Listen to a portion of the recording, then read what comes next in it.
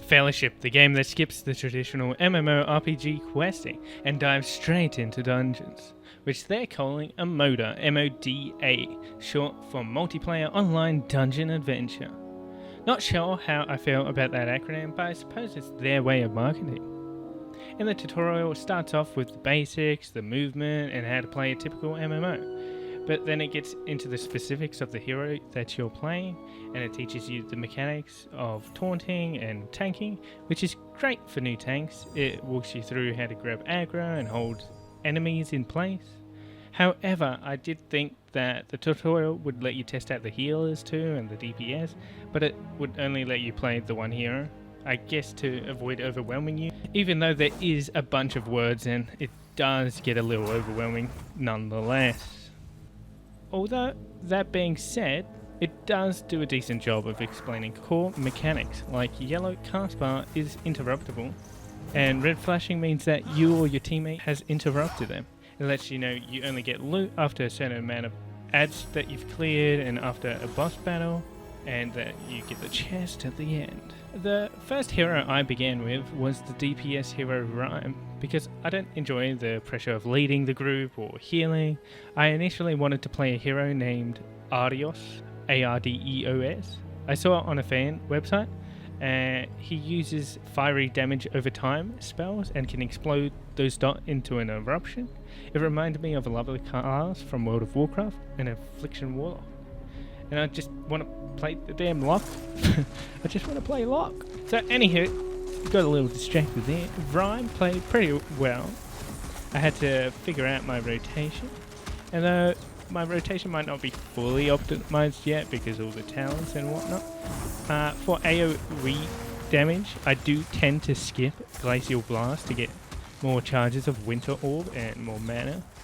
So I can launch Ice Comet from the skies above, but it requires 3 Winter Orbs, so if I started using Glacial Blast there would be only 2, and then I wouldn't have enough for the Comet. For bosses though, I do switch to Glacial Blast and Bursting Ice. After the ultimate though, if you use your ultimate, you can like spam Glacial Blast and Bursting Ice for like 10 seconds and do a bunch of damage at the start or the end or wherever you use your ultimate. In this game, talents and armor do make a huge difference in damage. I had not much armor, and then I got a few different pieces, and then I had a lot of increase in damage. The talent I first went was for Chillbane, to get more AoE damage with a certain spell. I do think another talent could be the better one, but I haven't tested it. It could just be better for bosses, but I haven't done that much testing. With my character, you start off with an interrupt, and timing interrupts with your team can be a little challenging. You have to be a little strategic, since some enemy spells do a lot more damage than others, and interrupts are on I think a 20-second cooldown. So you have to pick the most damaging spell to interrupt. And make sure you don't interrupt the same one your teammate is. And that was basically my DPS experience. It was pretty fun, pretty lots of damage, lots of icicles. It was my funnest class so far. Now for my healing experience, I tried Sylvie, and while she does do some damage with mushrooms and vine turrets, healing with her was a bit confusing. The butterflies change targets automatically sometimes, and they need to return to you before going back out, which threw my mind off a little bit, and it was just a bit confusing.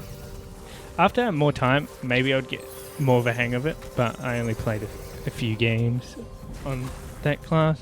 And then I tried Vigor, who is like a WoW priest or paladin maybe. He has a main heal that you can cast, which was a bit easier than Sylvie, but the healer class nonetheless was a bit tricky because I ran out of mana a lot and ended up sparing my attack spells to try and get some mana back.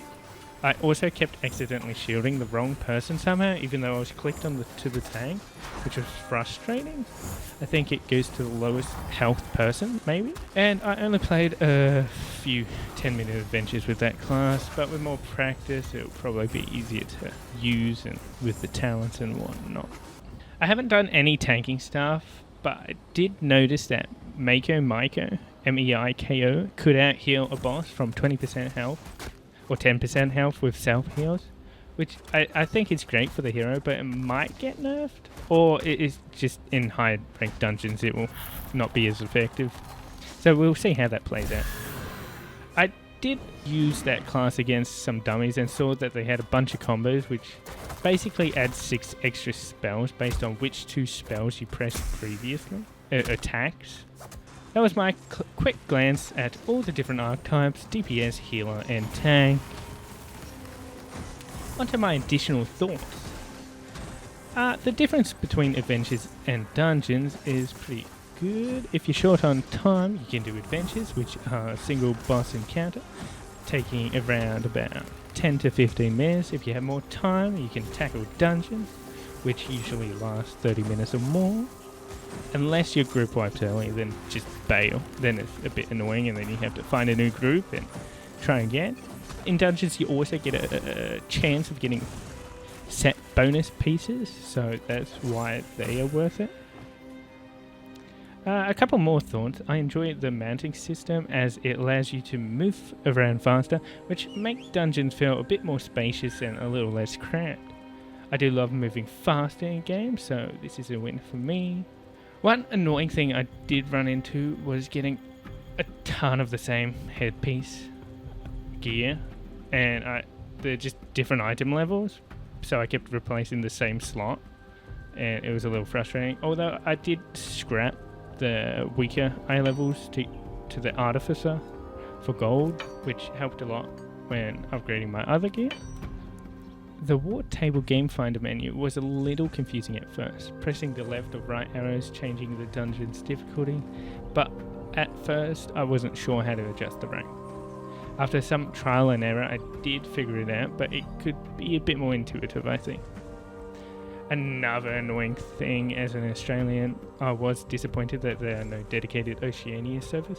I had to use the USA Boston server to speak English with other people. Otherwise I'd have to join Asia and not understand a word they say, because they're speaking a different language.